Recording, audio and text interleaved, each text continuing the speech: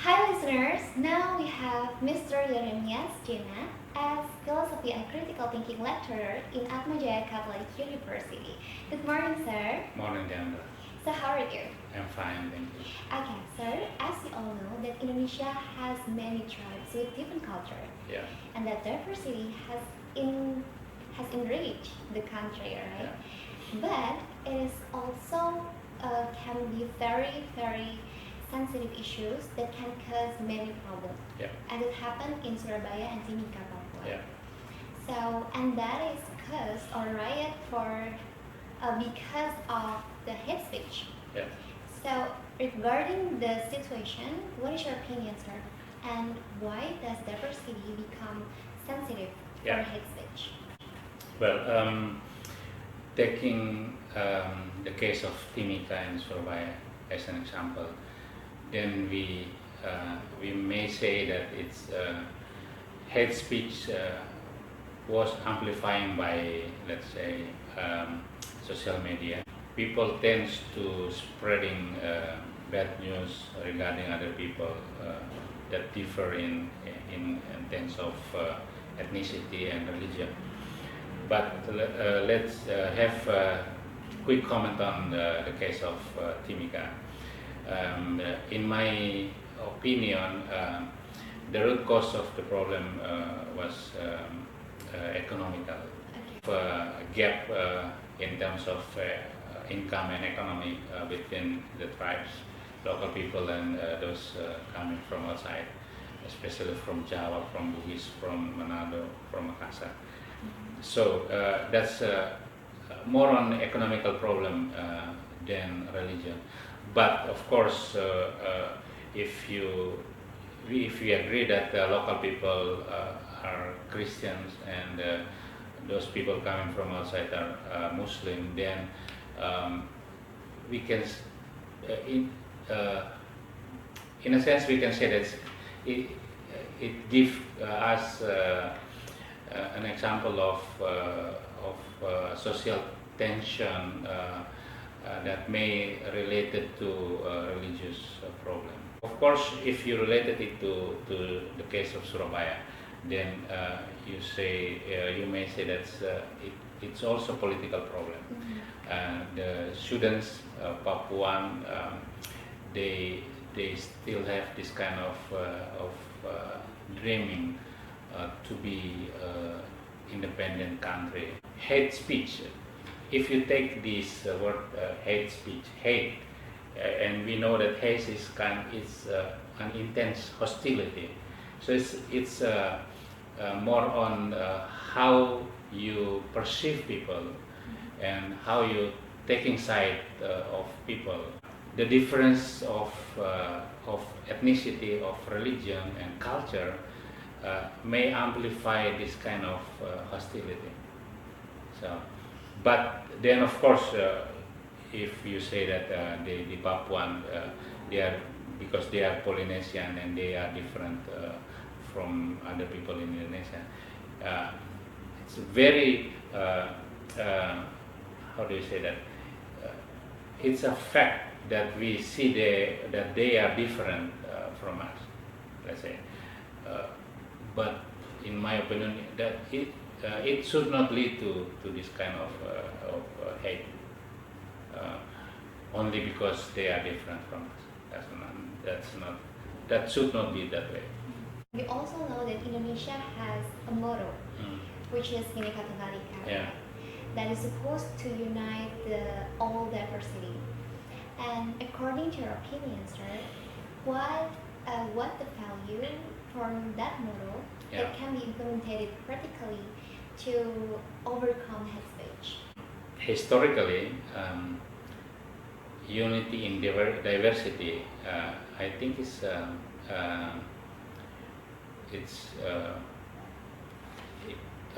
let's say it's a model that upon these foundations we build our nation, right?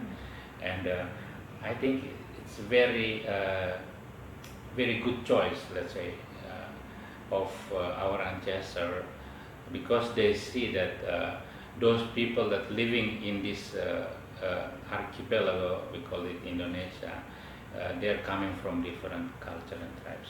So we need this kind of principles, this kind of model that let's say that guide us uh, in terms of how we should live together in Indonesia. In reality, of course, there are many problems that we have to settle down, to tackle, and in my opinion, this model is still relevant for today uh, when you take into considerations so many tribes and cultures and even the way of life that we are different. Looking to this motto, then we realize ourselves uh, on the one hand that we are different, but on the other side, on the other hand, that instead of or in spite of this difference, we are the same. We share the same nation as Indonesia, and of course, in our daily living, we still have these differences in practicing our life with with different values, different way of life, different cultures, different religion, different ethnicity. But then, of course, we hope that these differences will not hinder us as a nation. That's my opinion. The last one, could you give us any advice, especially for the Indonesian people, like the youth, to respond the hate speech? First of all, I would like to say that be careful in using social media. Think first before spreading any comments, any news regarding other people. Don't forget that we have this law, this Information and Electronic Transaction Law number 11, 2008. And if you read Article 28, verse 2, then it says that every person intentionally and without the right to disseminate information intended to incite hatred and hostility of certain individuals and or groups of people based on ethnicity, religion, race, and intergroup, then if you do that, you will be sent to prison for 6 years. The second one is let's have this habit of being a critical in mind. Okay. So for you students, I'm happy that you're studying in Atmajaya, that we have this subject of critical thinking. Make use or utilize these subjects well and have this habit of critical thinking. So having these traits of critical thinking may help you to think first, think critically in every moment when you're encountering these topics, news, opinion that you read in social media or in media. The third one is, let's say, I would say that let's multiply the events of encountering other people.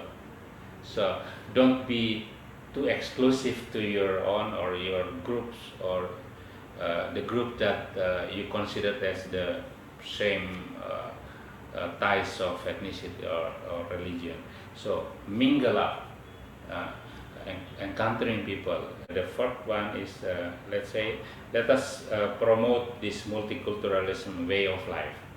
And if you look at the condition of your class, I remember when I was teaching in your class, and I found out that there are differences based on ethnicity and also religion. So I think that's the positive one. The last one is, again, my suggestions to what we say law enforcement.